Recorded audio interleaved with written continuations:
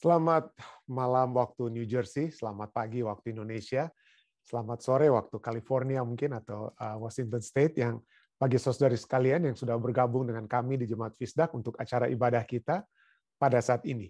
Kita akan memulaikan dengan satu lagu pujian dan kemudian doa buka akan dibawakan oleh Ibu Betsy Awi yang akan berdoa dari California. Silakan, Dek.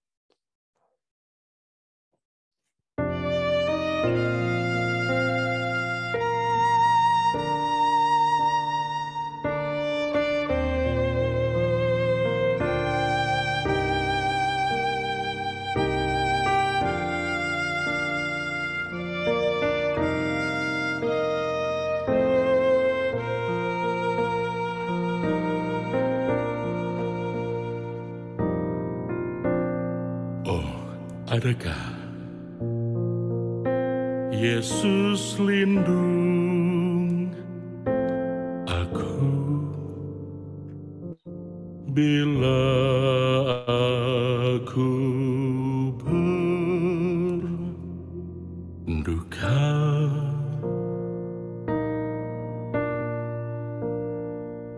Bila ku susah, berat bebanku dan jalanku sangat payah.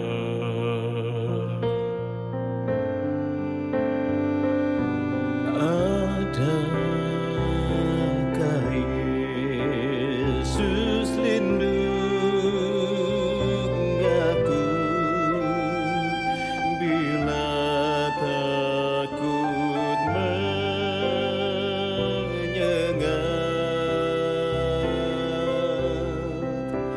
saat gelap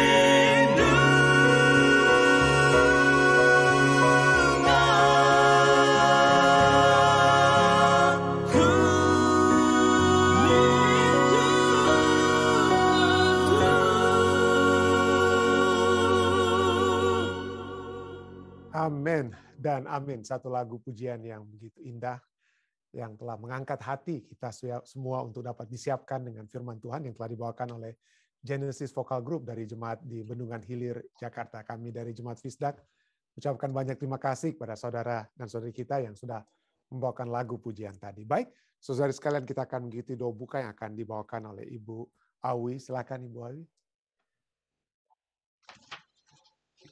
Mari kita berdoa. Tuhan adalah Bapa kami yang bertata di dalam kerajaan surga. Pada jam sore ini di Amerika sini Tuhan, di California, dan di Indonesia, sore di Indonesia, atau pagi, dan malam di New Jersey. Tuhan, kami berterima kasih banyak padamu oleh karena berkat-berkat yang Tuhan sudah berikan pada kami dari hari ke hari. Dan Tuhan, tadi kami sudah mendengar akan firman yang akan mau dibawakan oleh Pendeta Stephen Rantung. Tuhan, biarlah firman itu dapat menguatkan akan iman harap kami lebih hari lebih setia padamu Tuhan. Firman itu tidak lalu dengan sia-sia, supaya kami boleh bawakan itu di dalam kehidupan kami lebih hari padamu Tuhan dengan kesetiaan kami. Terima kasih Tuhan, memberkati akan Pendeta Stephen Rantung, baik istri yang mendampingi akan pendeta dan juga anak-anaknya. Tuhan memberkati di dalam pendidikan mereka Tuhan. Biarlah Tuhan berikan Roh Suci Kudus dari surga supaya pendeta mendidik akan anak-anaknya itu Tuhan dengan berkat-berkat dari surgawi datang daripadamu Tuhan.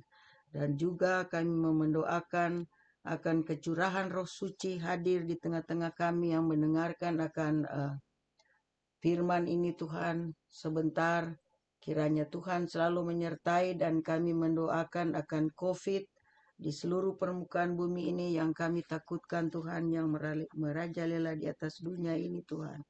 Biarlah Tuhan memberkati pada nurse-nurse, dokter yang merawat semua orang saudara-saudara kami yang di dalam rumah sakit atau yang tinggal di rumah Tuhan. Biarlah makanan atau minuman, obat-obatan yang mereka pakai, Tuhan biarlah itu dapat menyembuhkan mereka, penyakit mereka, dan biarlah penyakit ini cepat berlalu. Dan kami percaya berkat Tuhan senantiasa menyertai masing-masing kami. Dan juga Tuhan, kami mendoakan akan orang saudara-saudara kami yang berduka cita Tuhan, biarlah penghiburan dan sejati datangnya daripadamu Tuhan. Karena kami ada pengharapan umat Tuhan, satu kali kelak kami akan bertemu dengan saudara-saudara kami yang sudah mendahului kita di dalam kerajaan, yaitu surga yang kekal hidup abadi selamanya. Tuhan, kami mau berdoakan padamu saudara-saudara kami yang jauh dalam kebenaran Tuhan. Biarlah Tuhan panggil mereka Tuhan, supaya mereka boleh berbalik kembali datang padamu Tuhan, berdoa bersama-sama di dalam rumah-Mu yang suci. Dan juga yang mempelajari akan kebenaran Tuhan, biarlah Tuhan panggillah mereka Tuhan, supaya mereka lebih mengerti apa yang dikatakan di dalam Alkitab, dan mereka juga boleh mengambil keputusan untuk dibaptiskan Tuhan sebelum pintu kasihan ditutup. Dan yang mempertahankan juga akan kebenaran Tuhan, karena mereka sudah diajar dari kecil sampai sekarang Tuhan, biarlah mereka tetap mempertahankan akan kebenaran yang Tuhan sudah berikan pada masing-masing Tuhan. Dan biarlah mereka tetap bertahan sampai Tuhan Yesus datang pada kali yang kedua. Dan kami mau berdoa juga kepada saudara-saudara kami yang mendapat sakit atau kecelakaan Tuhan, dan yang tak sempat kami sebutkan satu persatu Tuhan. Tapi Tuhan sebagaimana sudah menyembuhkan orang-orang pada zaman dahulu kala, sekarang ini Tuhan kami tuntut kiranya kuasa Tuhan memegang akan tangan mereka satu persatu Tuhan. Jamalah mereka Tuhan, supaya sakit yang mereka derita itu akan berlalu dengan cepat. Dan biarlah Tuhan memberkati kami semua, orang-orang muda dan orang-orang tua juga yang tinggal di rumah, Tuhan memberkati. Dan biarlah pekabaran-pekabaran Injil, ministry di mana-mana, baik di Amerika maupun di negara kami di Indonesia, Tuhan memberkati, supaya apabila pekabaran ini sudah terselesai, kami tahu Tuhan sudah di ambang pintu. Dan kami akan diangkat bersama-sama, tidak ada satu yang ketinggalan Tuhan, karena kami ada pengharapan, yaitu masuk di dalam kerajaan, yaitu surga yang kekal. Keluarga kami masing-masing juga Tuhan memberkati, dan ampuni dosa kami yang begitu banyak Tuhan. Kami serahkan doa yang pendek ini dalam kekurangan kami, Tuhan sempurnakan, dalam nama Tuhan Yesus yang telah menjadi juru selamat serta penebus dosa kami. Amin. Terima kasih banyak Ibu Amin. Uwi yang sudah berdoa. Terima kasih Bapak. Baik saudara sekalian, seperti biasa saya akan membagikan pelajaran sekolah sahabat kita. Kita memiliki, tidak terasa sudah masuk pelajaran ke-9 ya. Sudah hampir selesai ya, masih sekitar 4 pelajaran lagi, ya, 5 pelajaran lagi mungkin ya, lebih dari setengah kita sudah lewati. Dan pada saat ini kita memiliki satu judul, Yesus Korban yang Sempurna. Bersyukur, terima kasih kepada Bapak Jaminten Sihotang yang sudah membuka pelajaran kita tadi malam waktu New Jersey ya, dengan pendahuluan, dan sudah dibacakan juga ayat Yesus korban yang sempurna ini yang terdapat dalam Ibrani 10 ayat 14, sebab oleh satu korban saja ia telah menyempurnakan untuk selama-lamanya mereka yang ia kuduskan ya. Menyempurnakan yang ia kuduskan. Jadi sepanjang minggu ini kita akan mempelajari tentang mengapa pengorbanan dibutuhkan. Itu adalah pelajaran kita pada saat ini ya. Mengapa pengorbanan itu dibutuhkan. Lalu pada hari Senin besok kita berbicara tentang beragam jenis pengorbanan. Jadi apa itu? Beragam jenis pengorbanan yang dapat kita lihat nantinya ya. Lalu hari Selasa korban Yesus yang sempurna. Dan pada hari Rabu salib dan harga pengampunan. Dan hari Kamis penghakiman dan karakter daripada Tuhan, penghakiman dan karakter Tuhan. Baik, saat ini kita masuk ke pelajaran yang berjudul, mengapa pengorbanan itu dibutuhkan? Why were sacrifices needed? Kenapa itu dibutuhkan? Ibrani 9 ayat 15 menjelaskan bahwa kematian Yesus sebagai korban memiliki tujuan untuk menebus pelanggaran-pelanggaran yang telah dilakukan selama perjanjian yang pertama.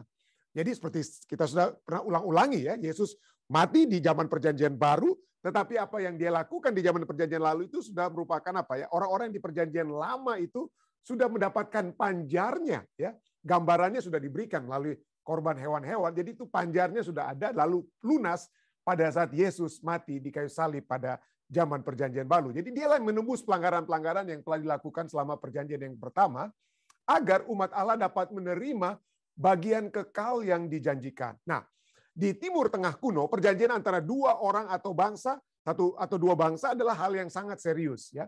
Itu melibatkan pertukaran janji di bawah sumpah.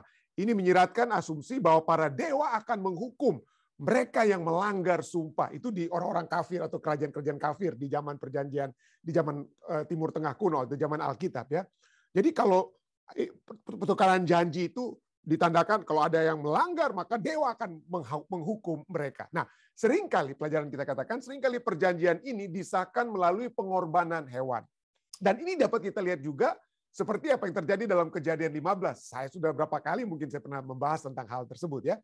Yaitu ketika Tuhan membuat perjanjian dengan Abraham, upacaranya melibatkan pemotongan hewan menjadi 2 ditempatkan. Lalu ya seperti kalau raja-raja di zaman perjanjian lama ya, mereka raja yang khususnya, raja yang kalah, raja yang menyela, itu dia harus membuat apa ya, menerima perjanjian dari raja yang menang, dan raja yang kalah itu harus melewati potongan apa?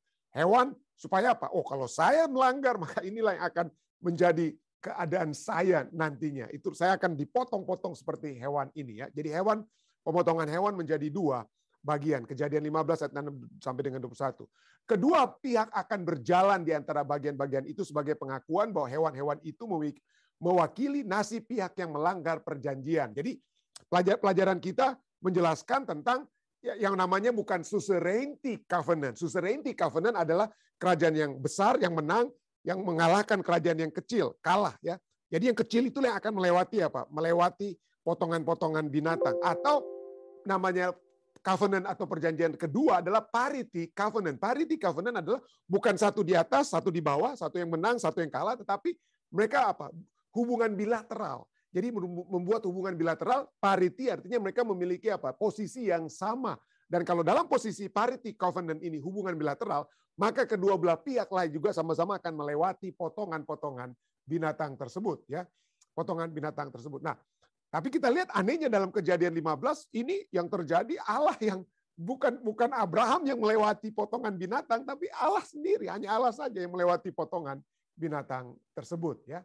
Nah yang penting, yang pelajaran kita katakan apa? Yang penting hanya Tuhan yang berjalan di antara binatang dengan tujuan untuk menyampaikan kepada Abraham bahwa Allah atau dia tidak akan mengingkari janjinya. Bandingkan, kemudian pelajaran kita katakan, bandingkan Kejadian 15 ayat 6 sampai 21 dan Yeremia 34 ayat 8 sampai 22. Apa yang ayat-ayat ini ajarkan tentang perjanjian? Mungkin saya tidak memiliki kesempatan untuk baca semuanya, tapi Anda bisa baca. Tapi ada beberapa poin dari ayat-ayat ini yang penting yang saya akan dapat bacakan. Misalnya 2 ayat kejadian ayat yang 17 dan 18 dikatakan apa yang terjadi seperti saya katakan tadi dan seperti sudah tertulis di atas, ketika matahari telah terbenam dan hari menjadi gelap, maka kelihatanlah perapian yang berasap beserta sulu yang berapi lewat di antara potongan-potongan daging itu. Itu siapa itu? Tidak lain tidak bukan adalah Allah sendiri yang melewati potongan daging. Ayat 18.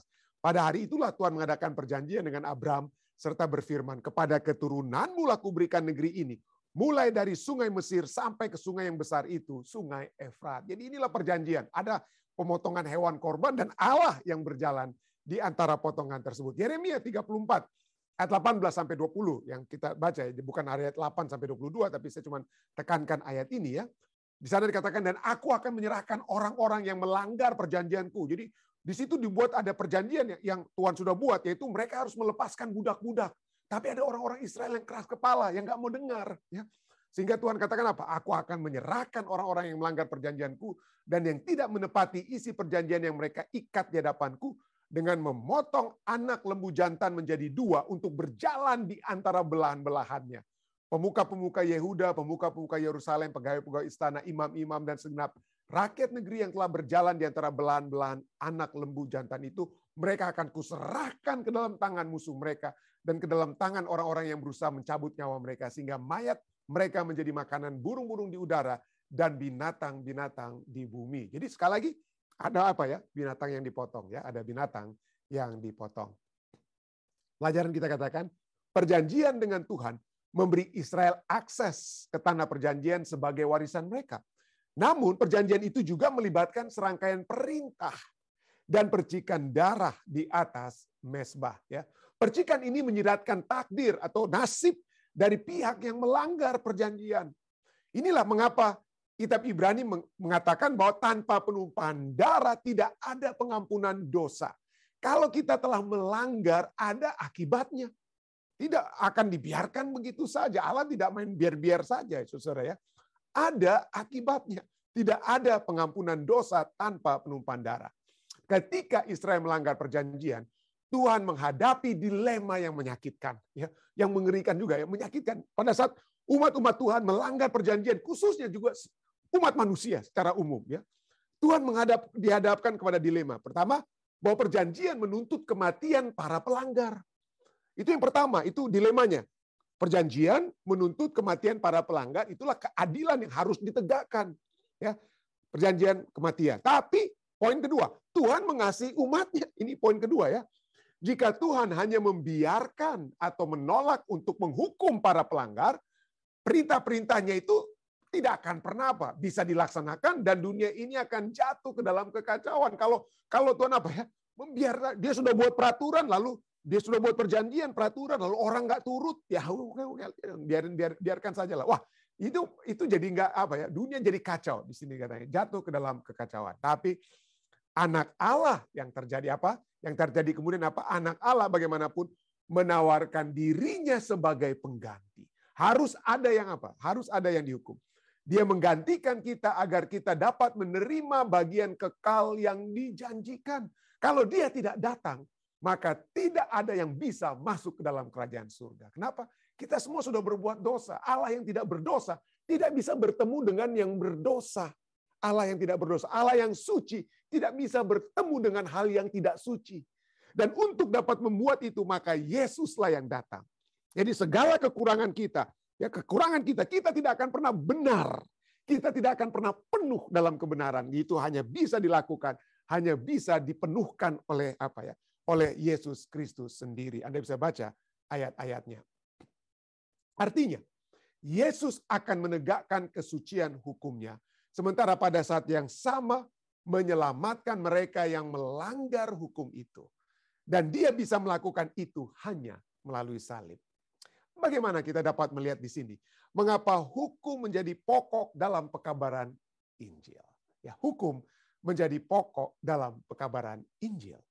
Nah, pada malam hari ini kita coba akan melihat dua karakter Allah. Kita akan melihat dua karakter atau the nature, ya, sifat alamiah Allah. Yang seakan-akan kalau kita melihat sekilas, wah ini bertentangan ya. Bertentangan seakan-akan. Tetapi sesungguhnya kita yang mungkin sering memilah-milah, kita yang sering kali membedakan, hanya fokus kepada satu tanpa melihat bahwa itu merupakan satu kesatuan yang dapat apa? Menjadi satu kesatuan yang sangat klop. Ya, apa itu? Yang pertama kita akan melihat bahwa Allah memiliki sifat alamiah atau karakter Allah itu adalah karakter yang adil. Ya, karakter yang adil. 2 Timotius 4 ayat 8. Sekarang telah tersedia bagiku mahkota kebenaran yang akan dikaruniakan kepadaku oleh Tuhan, hakim yang adil. Hakim yang adil pada harinya. Tetapi bukan hanya kepada aku, melainkan juga kepada semua orang yang merindukan kedatangannya. 2 Timotius 4 ayat 8. Banyak sekali ayat-ayat yang di dalam perjanjian lama dan baru yang berbicara tentang Allah sebagai hakim yang adil. Ya, kalau sampai tidak ada keadilan, kalau sampai tidak ada the rule of law, orang bebas untuk melakukan apa saja, kacau. Dunia itu akan berada dalam kekacauan. Jadi Amerika Serikat ini, hal yang sangat ditekankan adalah the rule of law. Apa artinya the rule of law? Semua orang itu ada kedudukannya sama di bawah hukum. Tidak boleh ada seseorang yang menyatakan, oh saya berada di atas hukum karena saya pembuat hukum. Ya, tidak boleh. Siapapun termasuk presiden, tidak ada hal-hal yang apa? Ada hal-hal yang mengatur presiden sekalipun.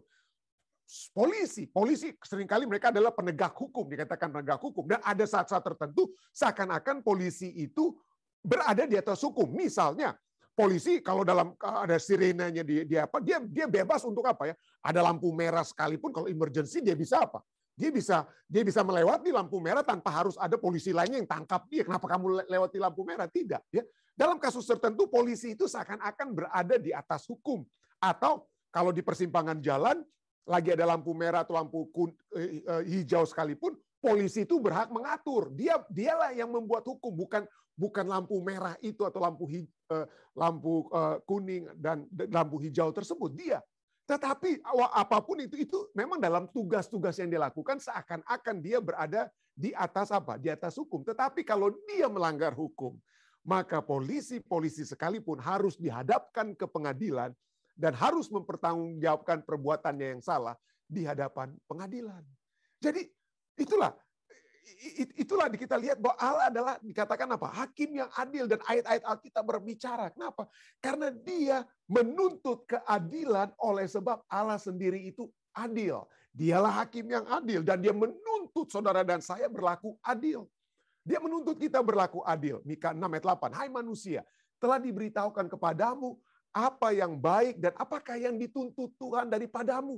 Selain berlaku adil, mencintai kesetiaan, hidup dengan rendah hati di hadapan apa? Allahmu. Allah itu bukan Allah yang menyatakan sesuatu lalu dia sendiri tidak buat seperti itu. Oh, dia tidak hipokrit, saudara ya. Apa yang dia katakan itu adalah keluar dari sifat alamiahnya sendiri. Dan dia yang berlaku adil menuntut keadilan dari kita semua. Wah, begitu banyak sekali, begitu banyak ayat-ayat yang berbicara Allah sebagai hakim yang adil. Di kitab Yesaya dia berbicara, Yesaya 51, bagaimana dia melihat ketidakadilan dan dia apa? Geram melihat ketidakadilan yang ada di dalam dunia ini. Kenapa dia tuntut itu? Amos 5 ayat 12-15 juga berbicara hal ya. Sebab aku tahu bahwa perbuatanmu yang jahat, dia berbicara kepada pemimpin-pemimpin orang-orang umat Tuhan saat itu ya. Aku tahu perbuatanmu yang jahat banyak dan dosamu berjumlah besar. Hai kamu yang menjadikan orang benar terjepit, yang benar disalahkan, yang salah dibenarkan. Itu kan manusia dengan ketidakadilan mereka, hakim-hakim yang tidak adil ya. Seperti kita sudah sering waktu lalu ya bicara tentang mafia apa ya. Mafia pengadilan yang ada mungkin yang disebut-sebut ada ya apa di Indonesia ya. Begitu hebat ya, orang yang kecil kita tekan, orang yang besar itu kita biarkan saja, ya, orang kaya dan lain sebagainya. Tapi Allah katakan, hai kamu yang menjadikan orang benar terjepit, yang menerima uang suap, dan yang mengesampingkan orang miskin di pintu gerbang. Apa arti di pintu gerbang? Pintu gerbang itu adalah tempat pengadilan di zaman perjanjian lama ya. Mereka tidak punya gedung ya. Mereka tidak punya gedung, tapi di pintu-pintu gerbang itulah tempat diadakannya apa? Pengadilan. Kenapa? Supaya orang bisa lihat. Orang-orang bisa lihat ya. Orang-orang bisa lihat, dan itu kita lihat Raja Daud ya, buat pengadilannya itu apa? Di depan pintu gerbang ya. Ayat 15. Bencilah yang jahat dan cintailah yang baik, dan tegakkanlah keadilan di pintu gerbang. Tegakkanlah keadilan di tempat pengadilan ya. Tegakkanlah keadilan di tempat pengadilan. Jadi Allah menuntut keadilan karena Ia sendiri adalah adil ya. Dan dikatakan dalam Amsal 21 ayat 15, melakukan keadilan. Nah, ini penting sekali. Ini bukan hanya kita dapat lihat kepada Allah, tapi mungkin harus kita lihat ayat ini juga untuk kita juga ya. Melakukan keadilan adalah kesukaan bagi orang benar. Jadi kalau kita bertindak tidak adil, kalau kita hanya melihat, wah ini orangnya kaya, wah ini orangnya lebih berkuasa dan lain sebagainya. Oh, ya udahlah sekali oke lah kalau dia berbuat salah dan lain, kita tidak usah tegur, diam aja saudara, kasih biar dia. Hati-hati. Itu menandakan bahwa saya itu bukan orang yang benar ya. Keadilan adalah kesukaan bagi orang benar, tetapi teror, bahasa Inggrisnya teror, tapi menakutkan orang yang berbuat jahat. Orang yang jahat adalah orang yang tidak melakukan apa? Keadilan. Ya. Nah, keadilan itulah kenapa orang tidak mau bertindak adil, karena tidak mau orang yang kaya ini, orang yang benar ini mendapat konsekuensi daripada kejahatannya atau kesalahannya ya. Makanya kita biarkan seseorang itu karena kita tidak mau ada konsekuensi kena kepada orang tersebut. Tetapi Allah menuntut adanya konsekuensi dari dosa. Allah tidak membiarkan. Allah sudah katakan kalau kamu makan buah ini, maka kamu akan apa? Kamu akan mati. Dia katakan itu mulanya kepada Adam dan Hawa. Dia tidak sembunyi-sembunyi, tidak lalu nanti kasihanlah mereka ini orang pertama ini jaga-jaga dulu lah mereka ya, inilah nantilah kalau sudah banyak manusia baru kita tegakkan keadilan, kita tegakkan kebenaran itu. Enggak, Allah tidak begitu. Allah tidak begitu. Keadilan Allah menuntut adanya konsekuensi dari dosa, dan Alkitab sudah sangat jelas bahwa sebab upah dosa ialah apa? Upah dosa adalah maut. Ya, upah dosa adalah maut ya. Mazmur 73:27, sebab sesungguhnya siapa yang jauh daripadaku akan binasa. Ya, akan binasa. Kau binasakan semua orang yang bersinah dengan meninggalkan engkau ya. Siapa yang jauh daripadamu akan binasa. Nah, ini sangat penting sekali ayat ini ya. Kenapa? Karena Mazmur 73 juga berbicara Tuhan. Saya ulangi ya, kitab Mazmur itu bukan satu buku teologi yang menyatakan seperti Mazmur 22 berbicara Tuhan mengapa engkau tinggalkan aku. Jadi seakan-akan Allah ini berdasarkan Mazmur, Allah ini memang Allah yang suka tinggalkan manusia. Bukan ya.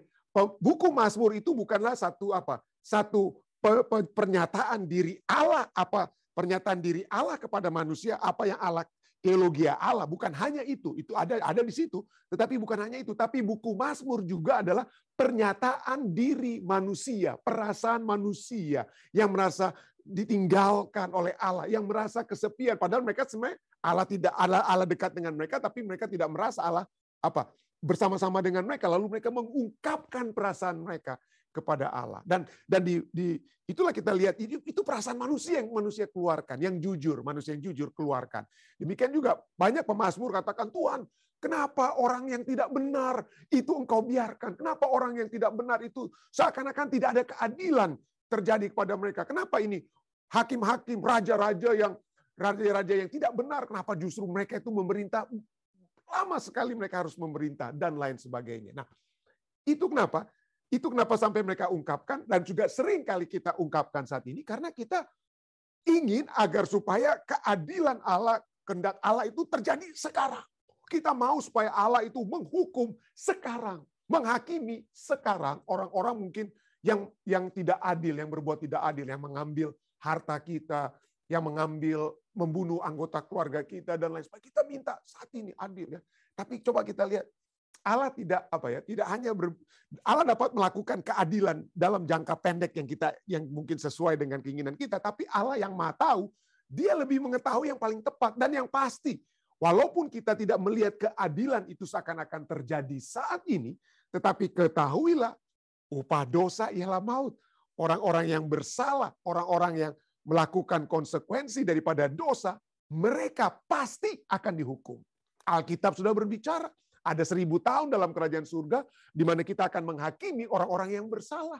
Ya, padahal di dalam Wahyu pasal 6, kita sudah ulang-ulang waktu lalu ya. Wahyu pasal 6 kita bagaikan orang-orang yang berada di bawah mezbah yang berteriak, Tuhan berapa lama lagi keadilanmu itu dapat engkau tegakkan. Kenapa kami harus menderita dalam dunia ini? Itu dalam Wahyu pasal 6. Tapi kemudian dalam kitab Wahyu yang pada saat berbicara tentang kerajaan 1000 tahun, kita lihat kita bukan lagi berada di bawah mezbah, tapi kita berada di atas takhta-takhta yang dibuka dan kita akan menghakimi orang-orang yang dalam dunia yang saat ini seakan-akan nggak benar dan berlaku tidak adil terhadap kita, tapi pada saat itu keadilan itu ditegakkan dan untuk selama-lamanya kebinasaan itu akan menjadi bagian mereka. Jadi jangka panjangnya pasti, dengan kata lain, jangka panjangnya pasti ada penghukuman atau maut bagi yang melakukan yang mendapat sebagai konsekuensi daripada orang yang berdosa. Nah, bagaimana orang-orang berdosa? Bagaimana kita tahu ini salah atau tidak salah? Harus ada standarnya kan? Harus ada standar mana yang benar, mana yang tidak benar, mana yang salah, mana yang benar, mana yang boleh, mana yang tidak boleh. Itulah standar. Itu kita sedang berbicara standar. Dan Allah tidak membiarkan kita itu mencoba-coba standarnya mana? Apakah kita harus moving the post, apakah standar itu harus kita ubah-ubah ya sesuai zaman lah ya dulu ya waktu zaman dulu itu ya nggak boleh begini, tapi sekarang ya zaman modern bolehlah pendeta kita buat. Allah tidak moving the post ya, tidak ubah-ubah, ada standarnya dan standar Allah itu adalah apa?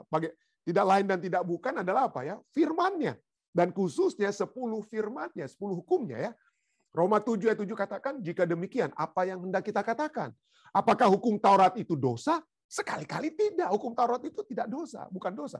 Sebaliknya justru oleh hukum Taurat aku telah mengenal dosa. Ya, aku telah mengenal dosa karena aku juga tidak tahu apa itu keinginan. Firman Tuhan hukum yang ke-10 jangan kamu mengingini ya. Aku tidak tahu apa itu jangan mengingini atau keinginan. Kalau hukum Taurat tidak mengatakan jangan apa? Jangan mengingini. Jadi penting sekali harus ada standar. Ya, kalau tidak ada standar, maka siapa yang jadi standar? Raja. Ya, siapa yang jadi standar di jemaat kalau tidak ada standar apa-apa? Pendeta. Oh, nggak begitu kan? Harus ada yang apa? Harus ada standar daripada dosa tersebut. 1 Yohanes 3:4, tidak saya tulis di sini ayatnya. 1 Yohanes 3:4 katakan, setiap orang yang berbuat dosa melanggar juga hukum Allah. Sebab dosa ialah pelanggaran hukum Allah. Ya, jadi ada standarnya. Ada standarnya. Jadi Allah adalah Allah yang adil. Dan pada saat dia membawakan keadilannya, dia akan apa? Dia tidak bilang, dia tidak sembunyi-sembunyi. Dia tidak sembunyi-sembunyi, dia punya standar. Sudah terbuka. Dari sejak semula sampai saat ini. Standar Allah itu sudah terbuka. Kasih Tuhan, kasih sesama. Kasih Tuhan, kasih sesama. Itu standarnya ya. Dan kita lihat situ, coba kita lihat. Standar Allah, hukum ya. Kita sering bicara tentang hukum ya. Standar Allah. Tapi lihat, kok hukum itu juga berbicara tentang apa? Kasih. Ya, kasih kepada Allah, kasih kepada manusia. Ada hukum di situ ya. Itulah standar keadilan juga berhubungan dengan apa? Hukum. Nah, kenapa saya ingin tekankan ini? Kenapa? Karena inilah banyak yang berpikir, wah karakter Allah itu adil. Jadi Allah itu adil, wah kita harus strength, kita harus kuat dalam keadilan, tegakkan hukum dan lain sebagainya itu. Betul. Kita harus negara yang memiliki hukum, Allah yang adil, dia harus memiliki hukum. Tapi itu bukan hanya satu-satunya. Bukan hanya satu-satunya sifat, karakter, atau the nature ya daripada Allah kita. Kenapa? Yang kedua dari begitu banyak. Tapi malam ini kita hanya bahas tentang 2. Ya, karakter Allah. Karakter Allah yang berikutnya yang mungkin dapat dikatakan the basic nature. Ya, the very nature atau definisi daripada Allah itu sendiri adalah Allah itu kasih. 1 Yohanes 4 ayat 8 katakan apa? Barang siapa tidak mengasihi, ia tidak mengenal Allah. Sebab Allah adalah apa? Allah adalah kasih. Dan berulang-ulang kali mungkin Anda sudah hafal semua. Semua umat Kristen sudah hafal ini. 1 Yohanes 4 ayat 8, ayat 16 juga katakan apa ya? Kita telah mengenal dan telah percaya akan kasih Allah kepada kita. Allah adalah kasih dan barang siapa tetap berada di dalam kasih, ia tetap berada di dalam Allah dan Allah di dalam dia. Waduh, kita sudah sering dengar ya. Nah, pertanyaannya, apa artinya Allah itu kasih? Apa artinya Allah yang kasih? Ya, Allah yang kasih itu memiliki beberapa aspek. Mungkin malam ini hanya enggak semua aspek saya akan coba bahas, tapi mungkin hanya 2 aspek. Yang pertama adalah kasih Allah itu menunjukkan kemurahan hati yang dia miliki, benevolence bahasa Inggrisnya ya. Kemurahan hati. Dia kenapa? Dia memikirkan hanya kepentingan kita. Dia hanya memikirkan kebaikan kita. Karena begitu besar kasih Allah akan di dunia ini. Sehingga ia memberikan anaknya itu. Enggak agar supaya barang siapa yang percaya tidak akan binasa, melainkan memperoleh hidup yang kekal. Jadi kemurahan hatinya dia apa? Yesus dapat apa? Datang. Kenapa? Bukan untuk kepentingan Allah. Kalau untuk kepentingan Allah ya nggak perlu dia kirim anaknya. Nggak perlu Yesus mati. Tapi dia memikirkan kepentingan saudara dan saya. Memberi. Murah hati, memikirkan kepentingan kita. Jadi arti kalau Anda mengasihi orang lain, Anda mengasihi anak-anak Anda mengasihi istri Anda mengasihi suami Anda. Adakah kita memikirkan kepentingan mereka? Atau kita hanya, waduh perasaan saya dulu dong pendeta harus dipikirkan. Ya. Mari kita saling apa? Kalau kita memikirkan kepentingan orang lain, ya, kalau kita memikirkan kepentingan pasangan kita, anak-anak kita, anggota keluarga kita, maka apa? Love begets love. Kasih akan menghasilkan apa? Kasih. Ya. Pada saat kami di Ethiopia, ya, waktu Bapak Max Langi yang panggil kami ya, jadi kami tanya bagaimana Om Max, bagaimana keadaan di Ethiopia itu ya, ya karena waktu itu tahun 2003 waktu kami pergi, wah keadaannya cukup genting ya, baru selesai perpindahan dari komunisme ganti ya, dan kalau di Afrika itu kalau pergantian pemerintahan itu, waduh itu hebat sekali situasinya, genting sekali. Dan bukan itu saja, Ethiopia itu negara yang paling sulit untuk untuk jadi misionaris dengan kata lain. Kenapa? Karena berbeda dengan Afrika lainnya. Mereka itu misalnya tidak pernah dijajah. Orang-orang Ethiopia tidak pernah dijajah dan mereka merasa bahwa mereka adalah keturunan daripada Raja Salomo yang menikah dengan Ratu Sheba, dan anak-anak daripada Raja Salomo, Ratu Sheba itulah orang-orang Ethiopia. Jadi agak tinggi sedikit ya, mungkin nggak semua tentu ya. Jadi keadaannya sangat secara politik, secara sosial, secara individu orang-orang yang agak keras dan lain sebagainya. Jadi tapi Om Max bilang, well, sayang orang Stephen, bahasa Manado ya, sayang. Dan selama 10 tahun kami berada di sana, maka yang saya praktekkan itu atau kita coba untuk praktekkan adalah love begets love. Kalau kita mengasihi, orang akan mengasihi. Tidak ada orang yang akan apa? Tidak ada orang yang akan menolak kasih atau menolak cinta. Tidak ada orang yang menolak cinta. Jadi kalau kita mengasihi orang lain, kita memikirkan kepentingan, kita memikirkan apa yang dapat kita lakukan untuk orang-orang seperti kami coba ya, untuk memikirkan apa yang dapat kami lakukan, apa yang kami dapat bagi, apa yang dapat kami berikan ya. Ada saudara-saudari kami waktu lalu dari Amerika membantu melalui kami sponsor untuk anak-anak Ethiopia. Ya, itu yang kami bagikan. Di rumah kami ada begitu banyak buah-buah ya, pohon advokat, mangga, dan terus terang ada bukan berapa, ada yang orang-orang sebelum kami itu ya jual buah-buah tersebut. Tapi bagi kami bagi saja. Artinya itu kan bukan tanah kami, bukan rumah kami, rumah misionari yang kami tinggal. Jadi kami bagi semua ke orang-orang yang ada di kampus maupun orang-orang yang ada di kantor uni yang ada di Addis Ababa. Dan terus terang kami pikir itu biasa saja kan, tapi sampai saat ini selalu yang mereka ingat itu apa yang kami berikan. Mereka tidak ingat apa yang saya khotbahkan. Mereka nggak ingat semua. Orang-orang di Ethiopia setiap kali berbicara dengan kami, mereka ingat bagaimana kami bagikan buah, kami bagikan barang, kami bagikan ini dan itu. Itu yang diingat. Dan itu karena kami bukan supaya terima apa-apa dari mereka, tapi kami hanya ingin mengasihi saja. Itu saja ya poinnya ya. Jadi itu poinnya. Kalau kita memikirkan kepentingan orang lain, entah itu suami, istri, anak, dan kita usahakan ada kemurahan hati, pemberian yang dapat kita berikan, maka kita dapat juga respons yang sama. Ya, kalaupun tidak dapat respon yang sama, itu urusan mereka. Itu urusan kita adalah apa ya? Memberikan, memiliki kemurahan hati. Jadi itu poin pertama ya. Poin kedua, apa artinya kasih adalah rahmat. Itu Allah berhubungan dengan kita bukan berdasarkan keberadaan, kehebatan kita. Oh, saya sudah apa? Saya sudah bawa sesajen kepada Tuhan. Oh, saya sudah bawa sesuatu kepada Anda, maka saya ingin meminta supaya Anda memberikan apa? Sesuatu kepada saya. Itu kan prinsip dunia untuk beribadah kan? prinsip dunia. Kita apa? Bawa sesajen, kita bawa sajian, kita mencoba menyenangkan hati Tuhan dengan bawa korban. Dan banyak kebudayaan-kebudayaan di dunia zaman dahulu ya, ada yang korban hewan, korban anak, supaya katanya apa? Tuhan senang, korban manusia. Jadi apa yang kita lakukan itulah yang apa? Yang mencoba untuk apa? Mendapatkan perhatian dan kasih daripada Allah. Tapi Allah kita bukan Allah yang demikian. Allah yang kasih adalah Allah yang rahmat. Ya. Dia berhubungan dengan kita bukan berdasarkan keberadaan apa yang kita buat, tetapi berdasarkan kebutuhan kita. Dia tidak melihat siapa Anda, tapi dia melihat kebutuhan Anda itu apa. Kebutuhan saya itu apa. Dan kebutuhan kita yang terbesar adalah pengampunan. Ya, pengampunan. Itu dia mengetahui bahwa tanpa pengampunan, tanpa apa? Tanpa dia apa? Membawa kita untuk dekat kepada Allah, maka kita tidak ada apa-apa, kita tidak akan pernah mengalami kehidupan yang kekal ya.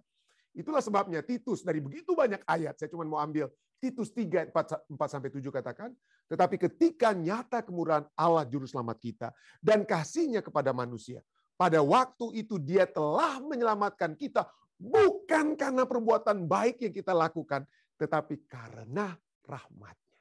Ya, dia tahu kebutuhan kita itu apa. Dia tahu kebutuhan kita itu apa. Nah sekarang balik kepada satu pertanyaan yang tadi ya. Kalau demikian Allah itu adil, Allah itu kasih. Ya. Bagaimana keduanya itu dapat disatukan? Banyak orang berpikir, wah keadilan itu kan pendeta menetapkan kita ada yang harus binasa. Harus ada yang binasa.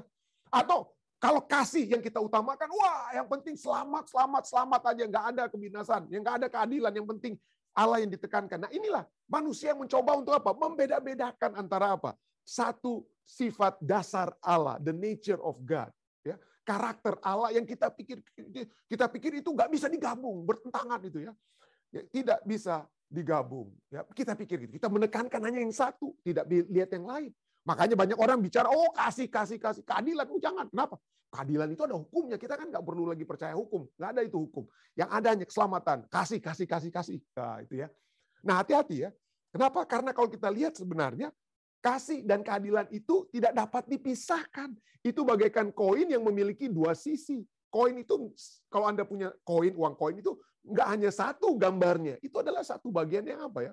Kasih dan keadilan itu adalah satu hal yang dari satu sumber yang sama. Allah tidak bisa hari ini dia buat kasih, besok gantian karena supaya dia juga adil, besok dia adil, besoknya lagi kasih, ganti-gantian itu kasih dan keadilan Allah. Enggak. Dia tidak berjalan apa? Tidak berjalan yang berbeda, tapi itu adalah satu kesatuan yang berjalan yang bersama. Satu kesatuan yang berjalan bersama. Nah, kalau kita lihat di dalam dunia ini saja, contohnya saja ya. Kalau kita hanya menekankan kasih, nggak ada keadilan, apa yang terjadi? Oke, ini ada pembunuh. Wah, dia bunuh siapa? Oh, dia bunuh. Kita akan saling mengasihi. Oke lah ya, kita ampunilah. Silakan ya, nggak usah masuk penjara. Penjina, wah silakan, nggak usah. Apa yang terjadi? Apa yang terjadi kalau setiap pengadilan di dalam dunia ini katakan, wah semua orang bebas, bebas. Karena dalam nama apa? Kasih. Setiap hakim mengasihi semua orang. Tidak ada masalah. Ya kamu membunuh, ya oke. Jangan lagi ya udah bebas. Apa yang terjadi dalam dunia yang berdosa ini? Yang terjadi adalah kehidupan yang kacau dan tidak apa? Bertanggung jawab. Tidak ada bertanggung jawab. Anak-anak kita saja kalau kita cuma berdasarkan kasih, kita tidak ajar mana yang benar, mana yang tidak benar. Kita tidak ajarkan mana yang boleh, mana tidak. Ini kan apa yang terjadi dengan anak-anak seperti itu. Yang kita manjakan, kita biarkan, kita jadi helikopter parents atau bulldozer parents, kita yang apa, wow, yang penting anak kita bahagia, gitu. Bahagia, jadi biar mereka nggak tahu mana yang benar, mana yang salah, yang penting bahagia mereka. Berapa lama mereka mau bahagia, saudara? Ya, kalau kita biarkan saja, berapa lama? Kalau mereka tidak mengetahui mana yang benar, mana yang tidak benar, kacau hidup mereka. Ya, kacau hidup mereka. Kesenangan mereka itu hanya temporari. Hanya waktu saat anak-anak itu berada dengan sama-sama Anda. Begitu mereka keluar, begitu mereka salah sedikit di tempat kerja, dipecat mereka. Apa kemana mereka? Ujung-ujungnya balik kepada Anda kan? Karena mereka tidak diajarkan keadilan. Ya. Mereka tidak diajarkan mana yang secara moral harus terjadi, harus mereka lakukan. Itulah kasih tanpa keadilan akan menyebabkan kekacauan dan tidak apa? Bertanggung jawab. Nah berikutnya, keadilan tanpa kasih akan menuntut orang kepada orang-orang Yahudi. Legalisme. Ya. Legalisme, segala sesuatu itu berdasarkan diri kita. Segala sesuatu itu, saya Saya orang yang tidak pernah naik apa? Saya tidak pernah berkendaraan lebih dari 65 mile per hour dan lain sebagainya. Jadi legalisme sekali. Padahal kita lihat setiap hukum itu ada apa? Ada prinsip-prinsip hukum tersebut. Ya, pada saat hukum, saya tidak membunuh, saya tidak pernah membunuh. Kita harus melihat prinsipnya apa? Kita menghargai kehidupan, ya. Artinya jangan membunuh itu kita menghargai apa? Kehidupan. Jadi bukan hanya menghargai kehidupan itu bukan hanya karena saya menghilangkan nyawa seseorang, tapi ada hal-hal lain yang dapat kita lakukan yang dapat menunjukkan penghargaan terhadap kehidupan tersebut, ya. Penghargaan terhadap kehidupan tersebut. Jadi banyak orang yang mencoba untuk memisahkan antara kebinasaan dan apa? Keadilan. Tetapi kalau kita tidak menggabungkan keduanya, maka kita tidak memiliki koin yang komplit. Kita tidak memiliki Allah yang komplit. Tidak heran Joseph Fletcher katakan, justice is love distributed. Keadilan itu adalah kasih yang dibagikan. Kalau Anda mengasihi seseorang, maka Anda akan membagikan keadilan. Ya, kalau ada anak kita salah, anggota jemaat salah, pendeta juga salah, bilang supaya apa? Supaya dia dibenarkan, dia jadi lurus. Ya. Sahabat yang sejati itu bukan sahabat yang membiarkan sahabatnya itu hidup dalam kesalahan. Sahabat yang sejati adalah sahabat yang menegur supaya sahabat yang dia kasih itu akan apa? Lurus jalannya, nggak bengkok-bengkok. Tapi kalau kita karena dasar atas nama kasih kita biarkan, maka semuanya itu apa? Temporary. Ya, temporary. Nah, tentu saja Allah itu kasih. Dan dalam keadilan dia menuntut umat manusia itu harus benar karena dia benar. Dan tidak ada satu umat manusia yang dapat membenarkan diri mereka sendiri. Anda mau jadi doktor, mau jadi puluhan tahun dalam kebenaran atau apalah Anda mau bilang apa saja, kita tidak bisa dibenarkan karena kebenaran kita itu bagaikan pakaian kotor. Itulah sebabnya Yesus harus datang. Ya, Yesus harus datang. Dan pada saat Yesus datang, disitulah kita dapat melihat apa? Keadilan itu bertemu dengan apa? Kasih di dalam kehidupan kita. Keadilan. Ya, keadilan menuntut saudara dan saya binasa. Kasih Allah ingin supaya saudara dan saya itu tidak binasa. Jadi bagaimana supaya saya tidak binasa? Ya, saya yang harusnya binasa menjadi tidak binasa. Yesus Kristus. Yesus Kristus datang dan memberikan pengampunan. Enggak gampang. Enggak gampang dikatakan oleh Tony Kushner. Dikatakan, it is not easy. Tidak gampang. It doesn't count if it is easy. Kalau gampang itu, maka itu enggak ada artinya itu, ya. It is the hardest thing. Ini adalah hal yang sangat sukar. Yaitu apa? Forgiveness, pengampunan. Pengampunan itu tidak gampang. Tidak gampang.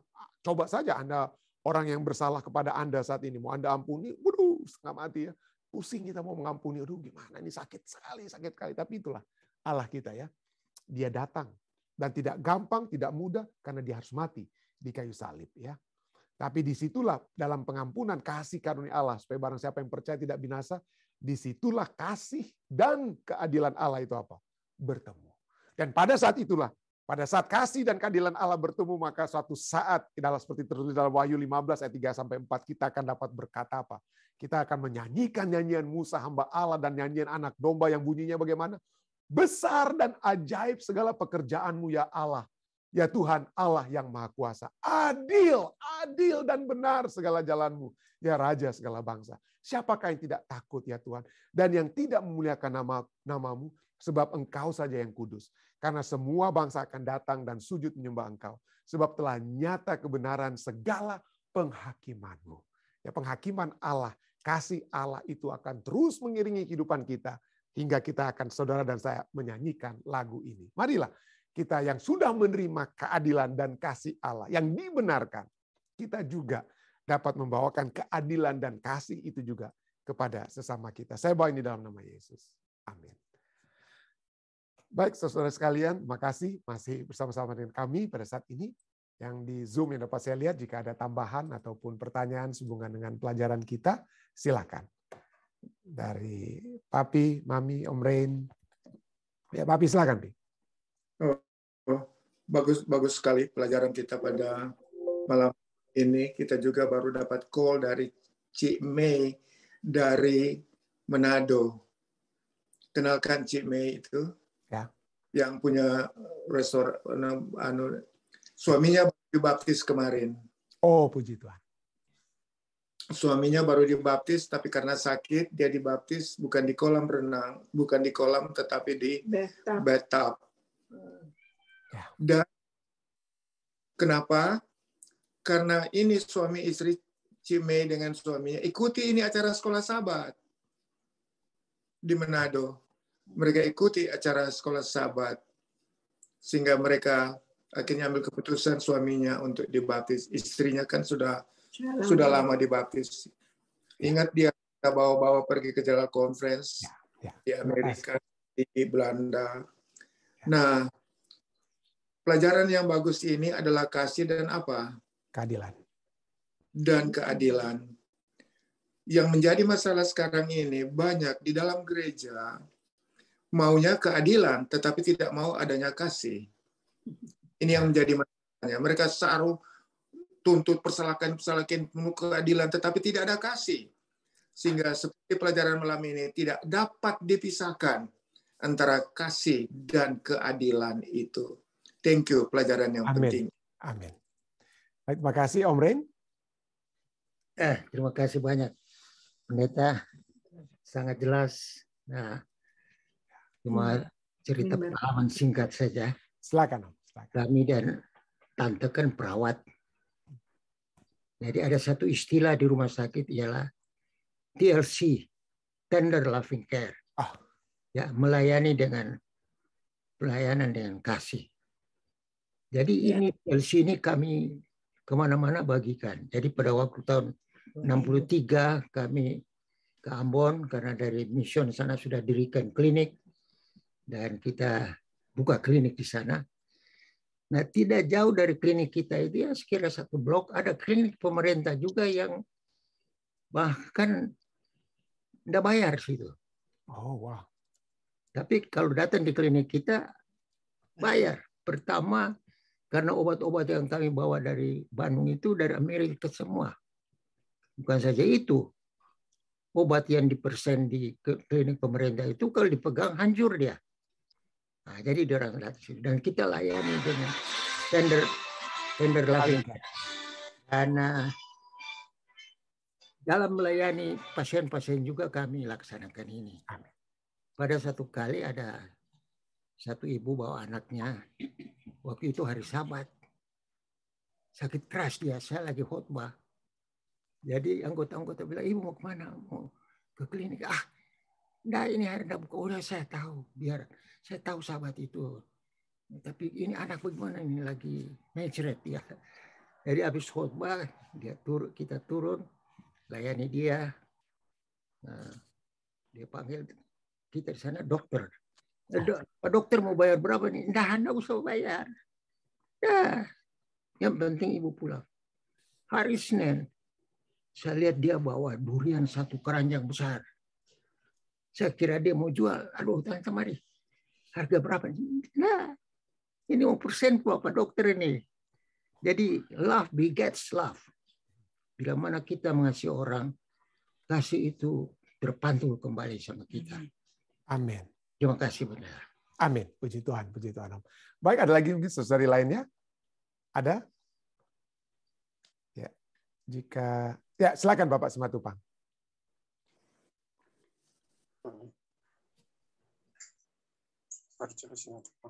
Ya, sudah.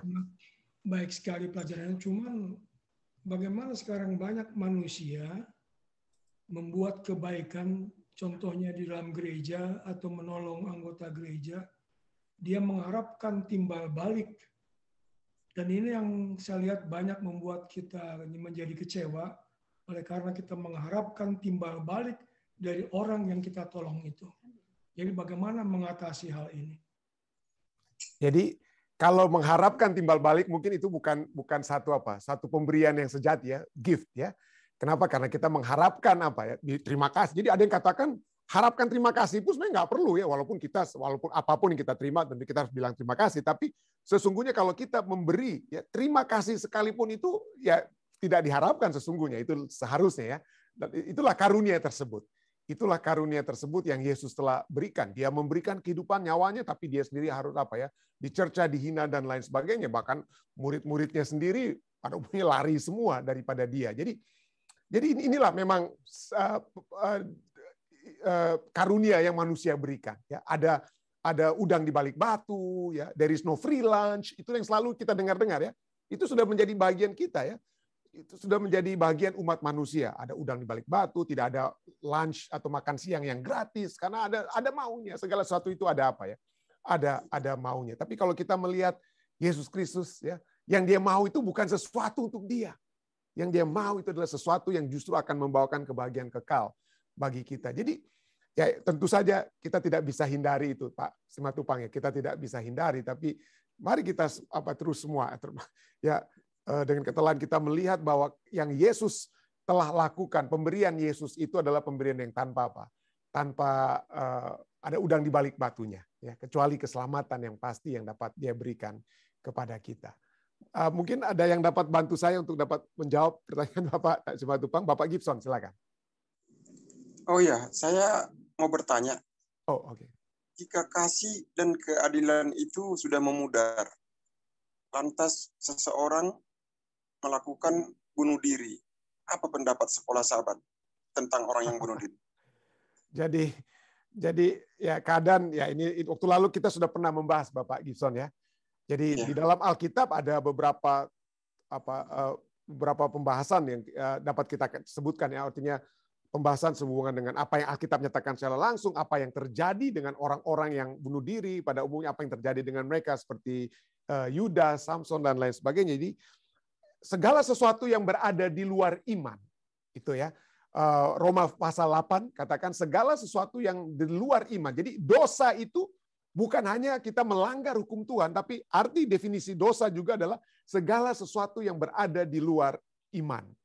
Nah, jadi pada umumnya yang dapat saya katakan ya bahwa orang yang bunuh diri itu karena dia pikir bahwa itulah ya dia punya final solution untuk temporary problem ya yang dia miliki. Jadi dia mencoba untuk melakukan sesuatu yang mungkin karena dia merasa tidak, seperti Bapak bilang, tidak ada kasih, keadilan, dan dia pikir wah inilah yang dapat dia lakukan. Jadi yang menjadi masalah dengan pemahaman seperti itu, apa yang dapat kita lakukan dengan kekuatan kita sendiri, gantung diri dan lain sebagainya, kita tidak menyerahkan itu kepada Tuhan. Ya. Tuhan yang katakan, marilah kepadaku kamu yang letih lesu berbeban berat, aku akan memberikan kelegaan. Kita pikir bahwa solusi kita, kelegaan kita, kalau kita tidak lagi bernyawa. Dan kita lakukan itu dengan apa yang kita buat terhadap diri kita sendiri. Jadi ajaran Alkitab cukup jelas menyatakan bahwa itu adalah sesuatu hal yang tidak dikehendaki oleh Tuhan. Ya, itu adalah sesuatu hal yang dapat kita katakan berada di luar daripada iman. Ya, kita di luar daripada iman. Ya, kita tentunya bersimpati. Saya melihat bagaimana orang dengan pergumulan kehidupan mereka, dan saya tahu ada yang bunuh diri oleh sebab pergumulan tersebut. Tetapi ya, Alkitab sudah cukup jelas mengatakan bahwa kita datang bukan kepada apa yang dapat kita lakukan terhadap diri kita, tetapi apa yang dapat Yesus lakukan bagi kita. Dan apabila kita serahkan kepada Yesus, maka kita berada di dalam iman. Dan keselamatan itu adalah sesuatu yang berada di dalam iman. Tapi tentu saja, semuanya itu ada urusan Tuhan ya. Siapa yang selamat, yang tidak selamat itu adalah urusan Tuhan, ya, bukan urusan saya. Ya. Atau bukan urusan kita manusia maksud saya. Ya. Terima kasih Bapak Gibson. Mudah-mudahan dapat menjawab pertanyaan tadi. Ada lagi saudari lainnya? Jika tidak ada dari live stream mungkin deh tambahan atau ada pertanyaan ini pendeta dari Ibu Nisha Dumas, katanya, pendeta tolong saya mau tanya apa perbedaan kasih dan kasih, karena ada yang bilang kalau kita kasih sesuatu kepada orang lain biasanya ada maksud. Bahasa Manado ya, memberi dan mencintai ya. Ada orang yang mencintai tanpa memberi mungkin ya. Ada orang kita pikir bahwa tanda kasih itu adalah kasih tersebut, diberikan sesuatu. Tetapi ada hal-hal yang mungkin kalau kita justru kasih, kita memberikan kepada anak kita yang minta iPhone 13, padahal dia masih 8 tahun dan 9 tahun, justru akan merusak dia. Itu bukan tindakan kasih. Jadi hati-hati, tidak semua kasih kita harus memberi, ya. Tidak semua pemberian itu adalah berdasarkan apa? Kasih atau untuk melihat satu hal yang baik yang dapat terjadi kepada orang tersebut. Jadi ingat bahwa kasih itu adalah untuk kepentingan yang jangka panjang, bukan kepentingan jangka pendek dari seseorang. Pada saat kita menyatakan kasih kita kepada seseorang, kadang-kadang kita harus menghukum, disiplin. Allah mengasihi kita, ya kan? Allah mengasihi kita, Allah menyayangi kita, tapi Allah dapat mengasihi dan menyayangi kita dengan mendisiplin kita. Ya, seperti seorang orang tua yang juga dapat mendisiplin anak mereka, karena tujuannya bukan jangka pendek, jangka panjang. Kalau tujuan jangka pendek, biarkan saja. Apa saja mereka mau buat. Ya. Tapi itu tidak membawakan kebaikan untuk jangka panjang. Mudah-mudahan dapat menjawab pertanyaan tersebut. Beda antara kasih dan kasih atau memberikan. Ya. Ya, terima kasih. Mudah-mudahan dapat diterima jawabannya, Dek. Ada lagi? Oke. Jika tidak ada lagi, mungkin kita akan masuk ke bagian kedua dari acara kita. Dalam doa yang dapat kita bawakan, ada mungkin permohonan-permohonan doa, saudara sekalian, silakan.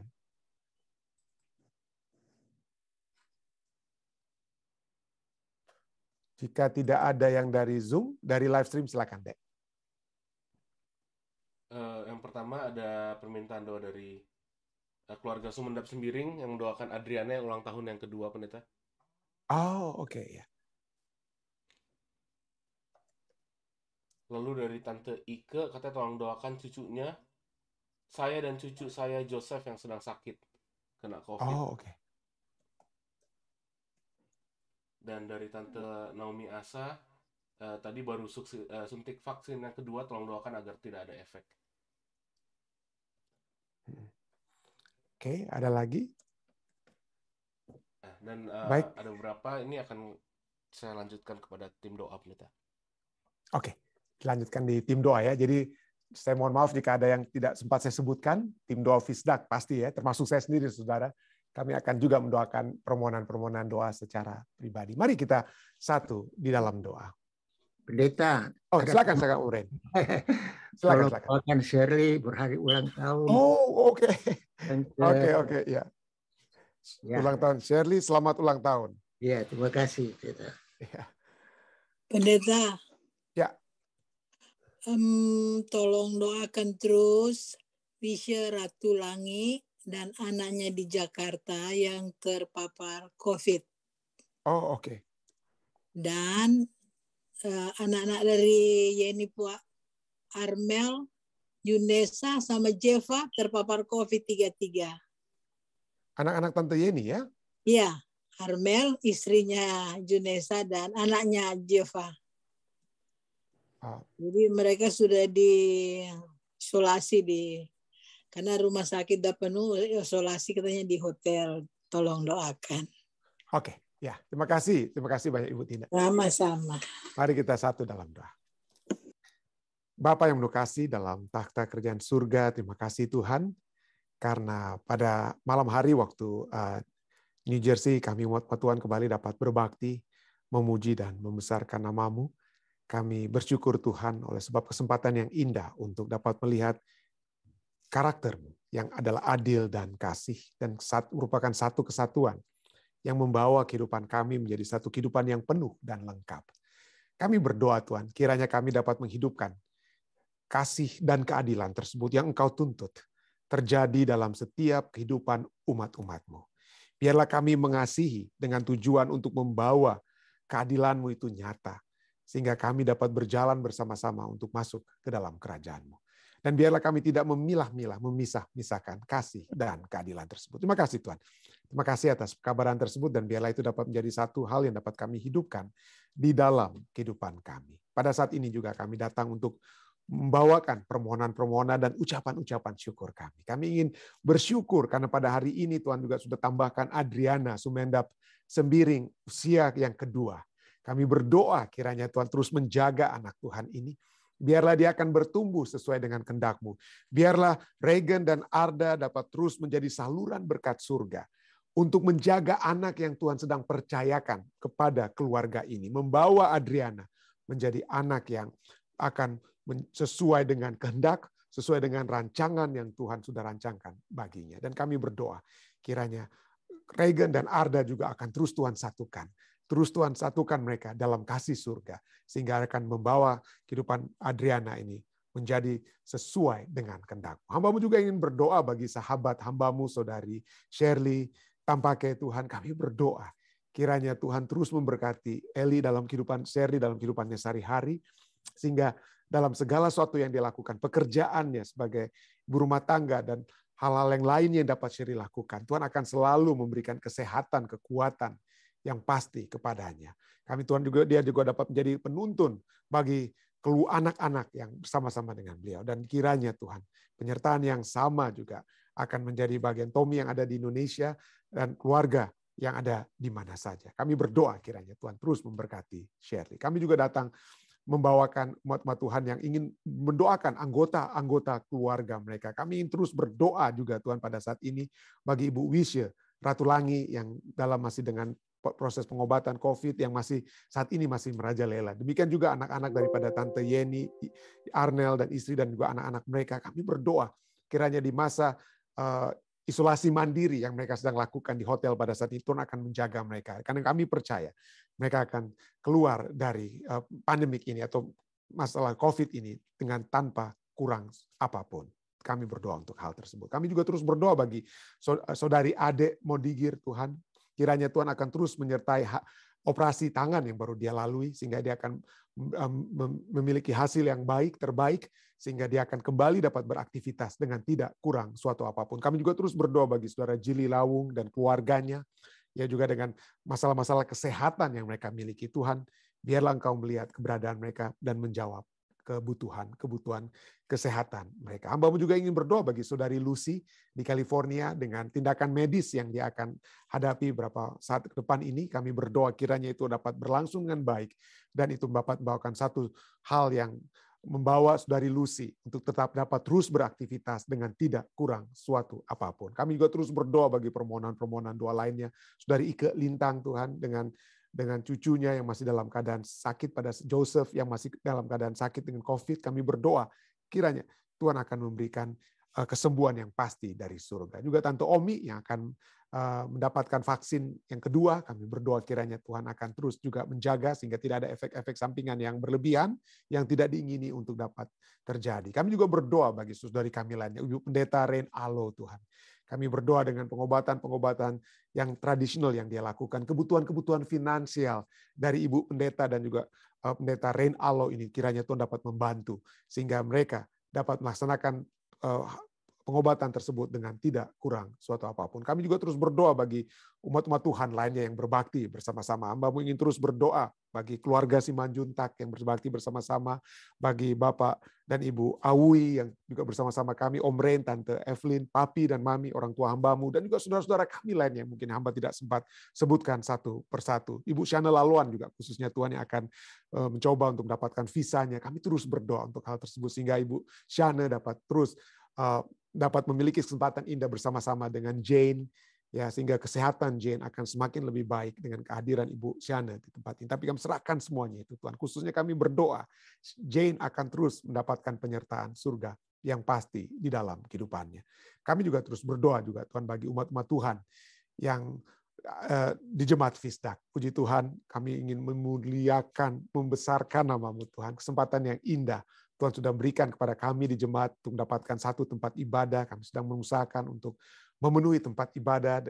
Kami berdoa kiranya Tuhan akan menjadikan kami semua menjadi saluran berkat surga sehingga kami dapat memajukan pekerjaan Tuhan di Jemaat Fisdak dengan segala sesuatu yang dapat kami lakukan untuk hanya kemuliaan nama-Mu saja Tuhan. Bukan hanya kami akan memiliki satu tempat yang baru Tuhan, tapi lebih daripada itu, biarlah Tuhan memberikan kepada kami semua hati yang baru. Hubungan-hubungan yang baru, kesempatan-kesempatan yang baru Tuhan. Sehingga kami akan bersama-sama melalui tempat yang Tuhan berikan ini. Ini menjadi satu altar, satu tempat di mana umat-umat Tuhan kembali dapat mendedikasikan diri mereka kembali. Hanya untuk kepujian kemuliaan nama-Mu. Biarlah itu menjadi gereja ini dapat menjadi satu altar bagi kami Tuhan. Dan kami berdoa Tuhan, kiranya Tuhan akan terus memberikan kekuatan yang pasti kepada seluruh umat-umat Tuhan di Jemaat Fisdak. Hamba-Mu secara khusus ingin berdoa bagi keluarga Sumilat Kaumpungan, bagi Kres, Hetty, Timothy, dan Kristi Tuhan dalam kehidupan mereka. Tuhan sertai. Tuhan selalu memberikan kepada mereka kesehatan, kekuatan jasmani agar mereka dapat melakukan pekerjaan mereka. Saudara Kris juga khususnya yang harus bekerja di malam hari, kiranya Tuhan memberikan selalu kesehatan, kekuatan yang pasti kepada. Jauhkanlah mereka dari penyakit mara bahaya. Dan rencana-rencana mereka Tuhan. Pendidikan juga Timothy, kiranya Tuhan akan selalu menyertai. Dan juga yang dapat juga Kristi lakukan, Tuhan akan selalu menyertai mereka. Kami juga ingin berdoa bagi saudara anak-anak muda kami, Matthew Rumbai. Tuhan kiranya Tuhan akan selalu menyertai dengan pergumulan-pergumulan di masa mudanya. Kiranya Tuhan selalu kuatkan dia. Rencana-rencana surga kiranya dapat berlaku bagi Matthew yang akan menjadi yang telah diangkat menjadi pemimpin pemuda di jemaat kami. Biarlah segala rancangan, rencana-rencana yang dia sudah rancangkan itu juga adalah rancangan surga yang dapat menjadi bagiannya. Kami juga berterima kasih anak-anak muda kami di jemaat yang Tuhan sudah tuntun mereka kembali pulang ke New Jersey. Tuhan telah menyertai pendeta muda Tulus dari IIN yang telah tiba dengan selamat. Kami juga Tuhan sudah sertai juga Lina dan Karen dan juga khususnya saudara Elisa Siregar yang telah tiba dengan selamat. Kiranya Tuhan, Engkau akan selalu menuntun mereka seperti Tuhan telah menuntun dalam perjalanan mereka di California dan di Washington State yang telah menguatkan umat-umat Tuhan di tempat yang dapat mereka telah kunjungi pada waktu lalu. Kiranya Tuhan, Engkau terus memberikan kepada mereka kekuatan iman, sehingga kekuatan iman tersebut dapat juga dibagikan, digunakan untuk menguatkan iman umat-umat Tuhan yang ada di tempat-tempat yang lain. Terima kasih Tuhan. Engkau sudah mendengar permohonan doa kami, Engkau sudah menjawab permohonan dan doa kami, karena permohonan dan doa ini telah kami bawa Tuhan. Hanyalah di dalam nama Yesus Kristus, Tuhan dan Juru Selamat Nebus kami. Amin. Sekali lagi terima kasih banyak saudari sekalian yang sudah bergabung. Sampai bertemu besok di waktu yang sama, sampai bertemu kiranya Tuhan menyertai kita semua.